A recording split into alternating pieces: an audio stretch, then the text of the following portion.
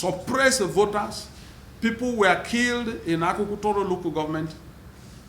Over 9 people were killed in that local government. The whole community, the local government headquarters, were chased out. Some swam across the river, and you can see how that election was conducted by the military. But in 2019, you can see that every day, even on that day, in the governor's hometown, there was bomb and he couldn't vote. But you can see that he recorded the higher vote than 2015. In Boronu also, that day there was a bomb blast in several places. You can see that in 2015, the voters turnout. This is a graphic so that we can see the voters turnout, and the one that was recorded in 2019, 2015. Yes. And then you see that the nation has been in a sorrow mood for our democracy that was dragged down last Saturday. 4 years after the world stood up for Nigeria for not only conducting a flawless election, but for going ahead, in addition, to have seamless transition to an opposition party. But we all are seeing the direct beneficiary of that, the rare democratic disposition, General Mohammed Buhari using the military to rob Nigerians of their right and their choice leaders of their choice. Effect of militarization on the last Saturday election. Never before seen in our history and in our country, even when the military was in power. I can recall that they conducted election. One was with Babangida, NRC, and SDP. Some of you who must have heard it or who are aware of it, that there was no military interference. It was a civil matter. It was clear, clean, and clear, as we have seen. That election between NRC and SDP went smoothly, and the winner was declared, but later annulled. You're also aware that the General Abu Salam conducted the election in 98-99. It was clear that there was no military participation. But in this last election, on the 23rd of February, you have seen clearly by the words of the president and by the action that was carried out on the 23rd of February. And you can see the videos and the YouTube and the pictures all over the country where the security agencies were directly involved. And as a matter of fact, it was now the PDP versus the military. And of course, you know, when you have a gun and you are talking to a civilian who has no gun, what will happen? And those are the videos and the snapshots you have witnessed in social media and severally. And the APC, on the other hand, said election was free and fair. But Nigerians know the truth, and the truth must be told. And we promise you that we will come from time to time to let you know the truth so that you can compare. You can hide some of the times you can fool the people, but the truth will come out one day. The clear effect of materializing the election, particularly in the South-South and the Southeast, in addition to the killing of innocent electorates, was the obvious suppression of voters who were either scared or chased away. Please, we will show some table, and then we'll show some graphic so that you can see things for yourself. Even by INEC own record, voters turnout in the last Saturday's election fell to about 36% from 44% it was in 2015. Do we?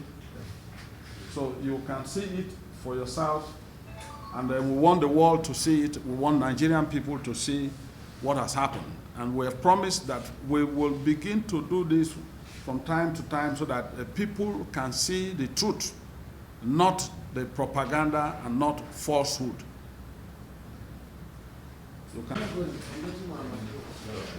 I wanted to stand up because I don't like this sitting down.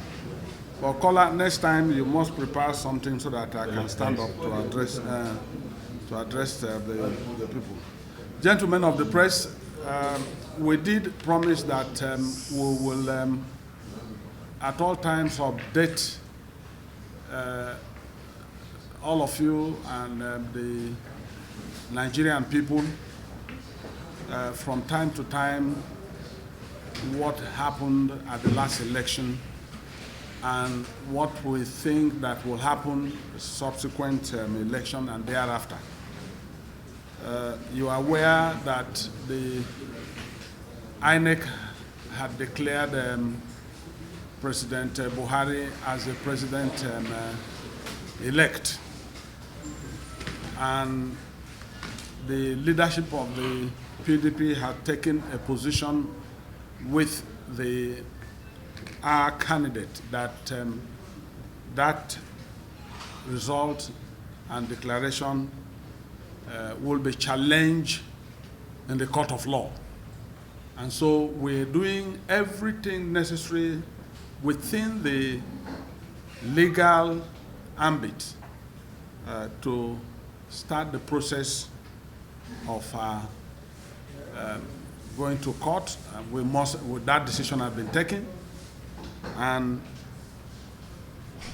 But we will, from time to time, brief the Nigerian people through you that to update and unearth some of the both experience and the irregularities that was found in the last election.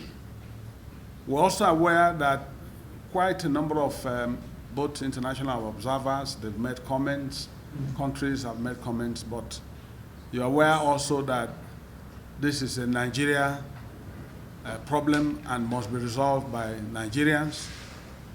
The truth must be told. And we know that it is fast becoming the order of the day that the truth is now regarded as lies and lies regarded as the truth.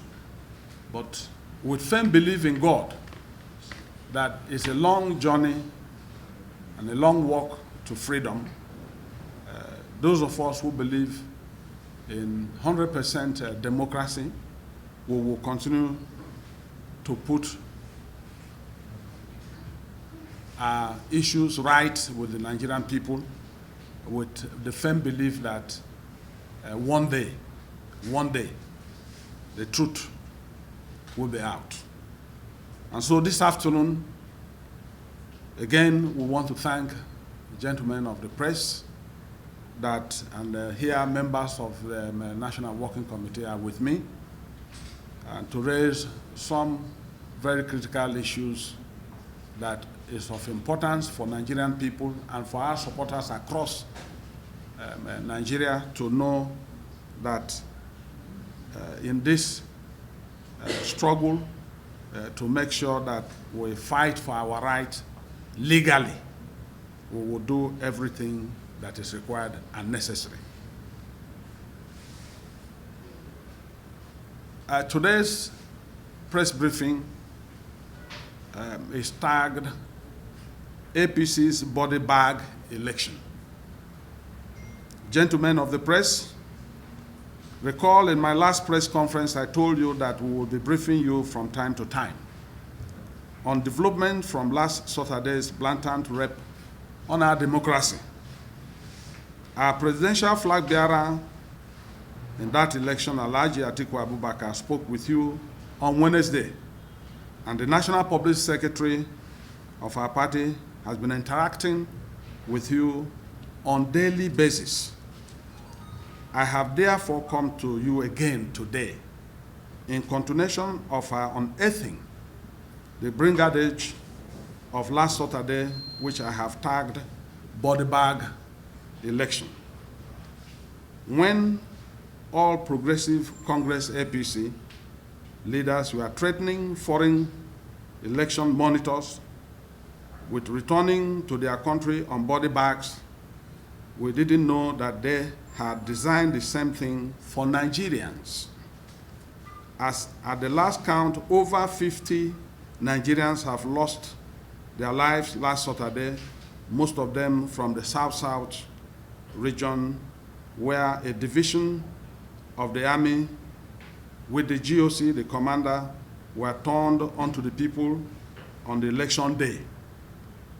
For a regime that appears comfortable with blood, the deaths they recorded during their campaigns were not enough, as after their contraband ballot box victory and stolen mandate, they still hired some hoodlums sent to them to the street to go and kill themselves and further inconveniences the grieving Nigerians while celebrating electoral robbery. May I crave your indulgence, gentlemen of the press, for a minute's silence for the repose of the souls of all Nigerians who were murdered on the election day, including the youth